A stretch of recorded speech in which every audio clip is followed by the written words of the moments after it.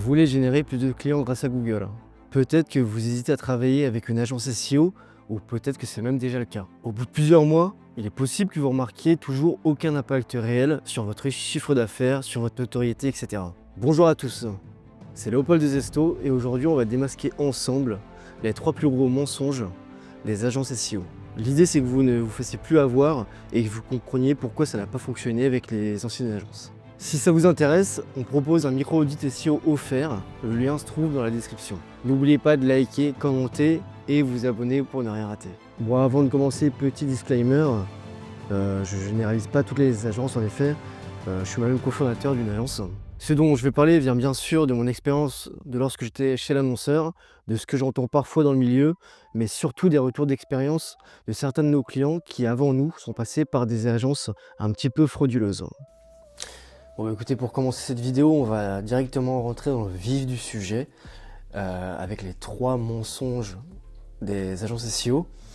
Concrètement, pourquoi il faut faire attention? Je vais aller très vite, tout simplement parce que vous allez perdre du temps.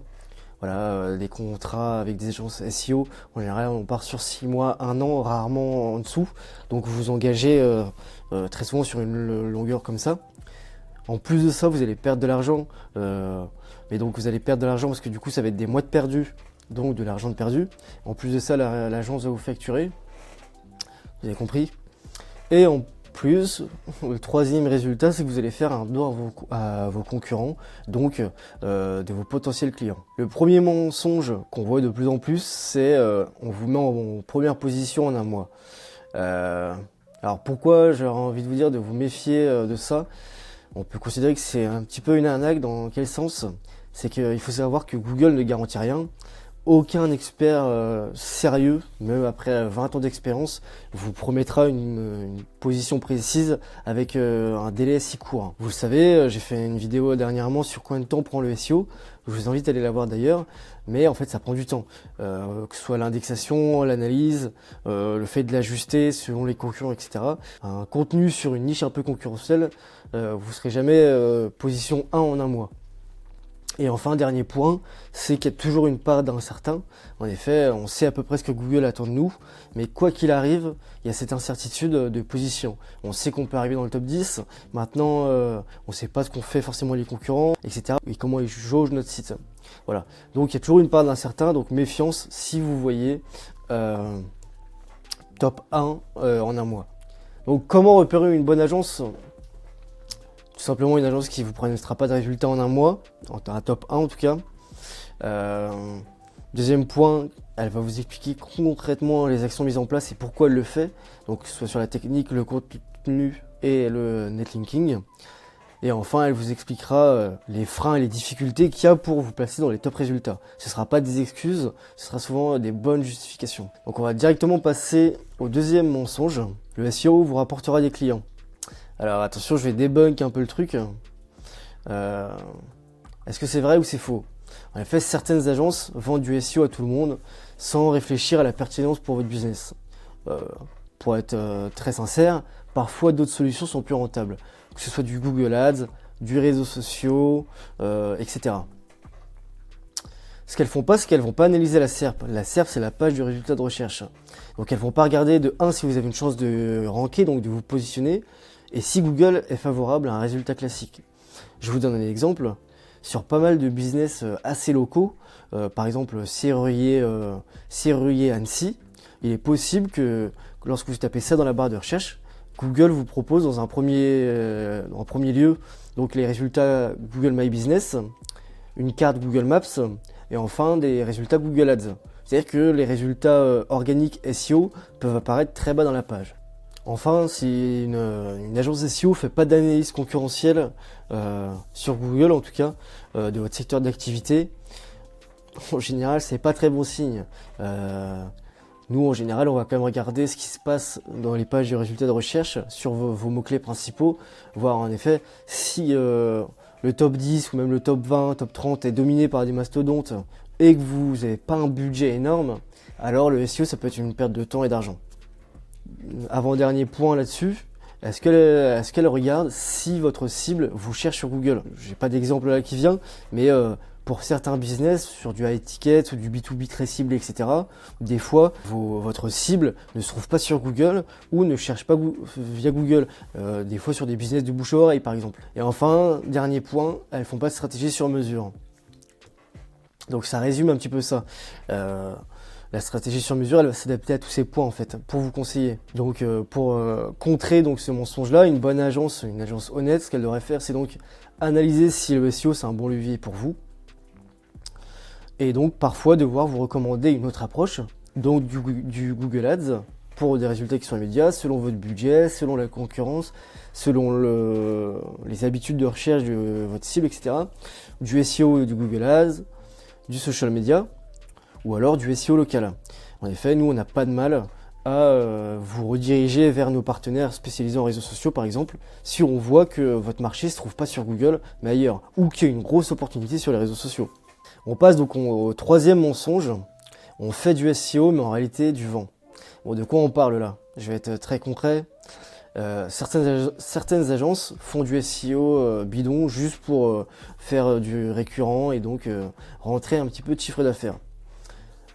Pour parler français, elles font des actions qui servent à rien, juste pour faire du SEO. Donc quelques exemples, elles vont créer du contenu utile avec des articles qui apportent aucun trafic. Elles vont acheter des backlinks qui sont pas terribles, donc qui n'auront aucun impact, ou pire, qui pénaliseront votre site. Elles vont passer du temps, vous demander de l'argent pour faire des optimisations techniques sur des détails qui sont insignifiants. D'ailleurs, vous ne verrez pas de résultats. Et en dernier lieu, il n'y aura pas vraiment d'objectif clair. Elles feront des optimisations sans vous donner donc d'indications sur les résultats. Voilà.